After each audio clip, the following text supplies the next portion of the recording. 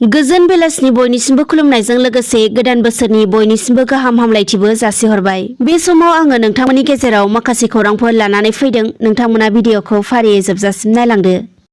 गिबि खौराङाव दङ धेमाजि जिल्लानि सानजारि नोगोर सिमेन्ट सापरियाव थानाय बोखावै लखिमपुर जिल्ला बारग' बिएलटि अनसाय आफादनि गाहाय मावखुलियाव गोजाम बोसोरखौ बिदाय होनाय आरो गोदान बोसोरखौ बरायनायजों लोगोसे गोदान मेथाइ बेखेवनाय हाबाफारि लादों। मोनथिनो मोननाय बायदिब्ला बिकेडब्लिउएसिनि गाहाय मावफुं सोद्रोमा मिहिनीश्वर बसुमतारीनि सुजुनाय आरो फोसावनाय आरो निर्मल ब्रह्मनि देंखो होनायाव फुजा मोसाहारि, अर्जुन आर'नाइ, इला ब्रह्मनि गारांजों रोजाबनाय मेथाइखौ नीलेश्वर ब्रह्म आरो सानजारां लंकेश्वर ब्रह्म बान्था मोनगिरि बिनेन्द्र कुमार ब्रह्मआ बेखेवनानै होबाय। मख'नो गोनांदि बे बेखेवनाय हाबाफारियाव जर'खा आलासि महरै खौसेथि बर' सुबुं आफादनि बोसोनगिरि बिपिन गयारी आरो बर' रेबग्रा जथुमनि लोगो आफादगिरि मानब कुमार रामसियारि, गाहाय नेहाथारि आनन्दराम औवारी बिथांमोना बाहागो लादोंमोन। गुबुन फारसेथिं बे बेखेवनाय हाबाफारियावनो बाहागो लानानै मेथाइ सुजुगिरि आरो फोसावगिरि बिकेडब्लिउएसिनि गाहाय मावफुं सोद्रोमा मिहिनीश्वर बसुमतारी बिथाङा फोरमायोदि गोदान जोलैफोरखौ बोखांबोनो आरो गोदान जोलैफोरनोबो खाबु होनो एबा हारिमु फोथाराव दावगाहोनो बे थांखिजोंनो बिथाङा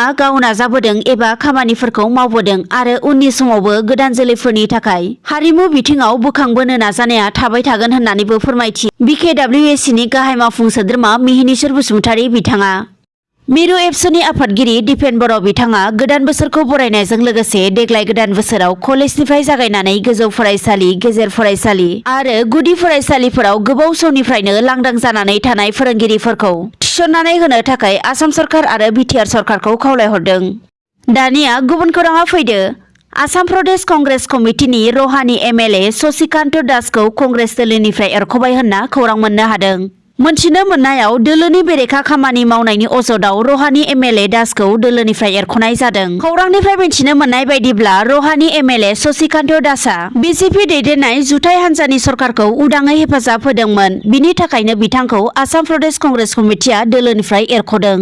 मख'नो गोनांदि आसामनि गिबि मन्थ्रि डक्टर हिमन्त बिश्व शर्मा बिथांखौ लोगो हमनानै एमएलए शशिकान्त दासआ बिजेपि दैदेननाय सरकारजों खामानि मावनो गोसो जानायखौ फोरमायदोंमोन। गुबुन फारसेथिं एमएलए शशिकान्त दासआ कंग्रेस दोलोनिफ्राय एरख'जाखांनायनि उनाव खौरां बिजोंनि गेजेरजों फोरमायोदि बिथाङा गाव एमएलए महरैसो आसामनि गिबि मन्थ्रिखौ लोगो हमदोंमोन आरो बे समाव बिजेपि दोलोआव हाबनायनि सोमोन्दै जेबो रोखोमनि सावरायलायनाय जायाखैमोन होनना बिथाङा फोरमायथियो।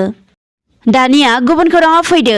15 बोसोर बैसोनिफ्राय लानानै 18 बोसोर बैसोनि सुबुंफोरनो फैगौ समबारनिफ्राय कर'ना भेक्सिन होनाय जासिगोन। मख'नो गोनांदि भारतआव कर'ना महामारिनि थामथि दोहौआ साग्लोबबावनो हागौ होनना इसारा होदों बिगियानगिरिफोरा। बेनिखायनो कर'नानि थामथि दोहौआ साग्लोबनायनि सिगां भारतआव 15 बोसोर बैसोनिफ्राय लानानै 18 बोसोर बैसोनि गथ'फोर एबा सुबुंफोरखौ कर'ना भेक्सिन होनो थाखाय फैगौ समबारनिफ्राय सरकारा थांखि लादों। मख'नो नांगोनदि सरकारा थांखि लानाय बायदियै फैगौ 3 जानुवारिनिफ्राय 15 बोसोर बैसोनिफ्राय लानानै 18 बोसोर बैसोनि सुबुंफोरखौ कर'ना भेक्सिन होनाय जागोन आरो भेक्सिन होनायनि थाखाय दिनै 1 जानुवारिनिफ्राय रेजिस्ट्रेसन खालामनायाबो जागायबाय।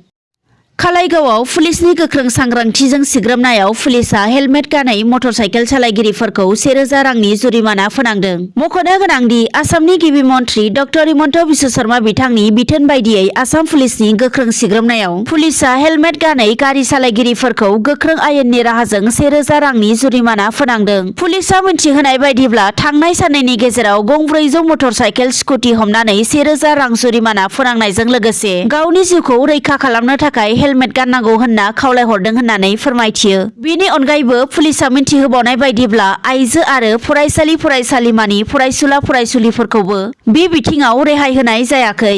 गुबुन फारसेथिं मटर साइकेलनि उनफारसे जिरायग्राफोरखौबो हेलमेट गाननो थाखाय पुलिसआ खावलायहरदों।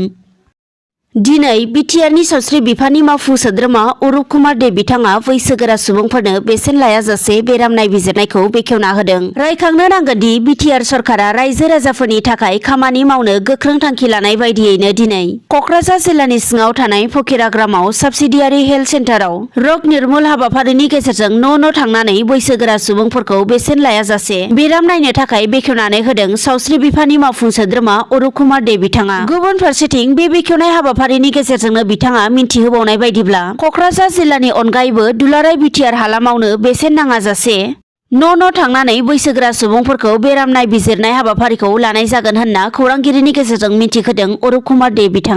दिनै गोदान बोसोरनि सानाव बेंगुरा सुबुंफोरखौ मान बावदों आरो एम्बुलेन्स रानदों बिटिसिनि गाहाय मावफुं सोद्रोमा प्रमद बर' बिथाङा। मख'नो गोनांदि गोदान बोसोर 2022 मायथाइनि 1 जानुवारि खालारावनो तामुलपुर महकुमानि बेंगुरा सुबुंफोरखौ मान बावनायजों लोगोसे बिथांमोननो बोथिसे ओंखाम जाहोनाय हाबाफारि लादों बिटिआरनि गाहाय मावफुं सोद्रोमा प्रमद बर'आ। मोनथिनो मोननायाव बिथाङा बाक्सा जिल्लानि तामुलपुर गावनि आंगो गामि सौरागुरियाव ओनसोलनि बेंगुरा सुबुंफोरखौ लिंहरनायजों लोगोसे बिसोरजों दान्दिसे सम गोदान बोसोरखौ फालियो।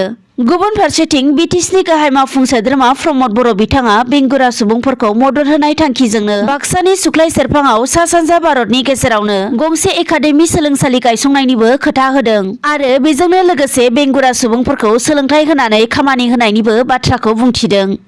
मिरु सरकारा आसामनि दैबानानि थाखाय 1.53 कौटि रां गनायथि होबाय। मख'नो गोनांदि अखा बोथोरनि समाव आसामाव बोसोरफ्रोमबो गिथाव दैबानानि महरजों गोबांथार सुबुंफोरानो मोगा-मोगि जाबोनांनायजों लोगोसे धोनफोराबो खहा जाबोदों।